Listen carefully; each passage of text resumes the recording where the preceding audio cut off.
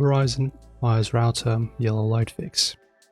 So if your Verizon Fios has a yellow or amber light and your internet isn't working properly, this video shows what the yellow light actually means and how to fix it step by step.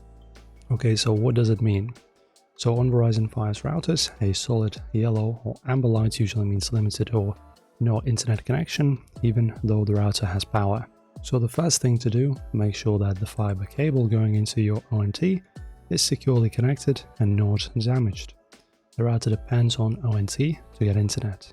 Then the next thing you can do is unplug your Fios router from power, wait 30 seconds and then plug it back in and allow it to fully reboot.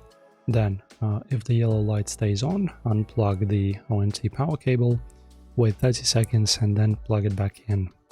This resets the fiber connection.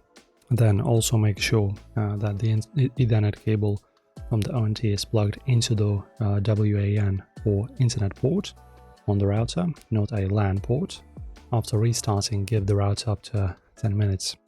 Fiber connections take longer to fully sync than cable internet. And also try, if that didn't help, to connect another device via Wi-Fi or Ethernet to confirm it's not a single device issue. And then when everything's fine, a white or green light means your Fios router is fully connected and working normally.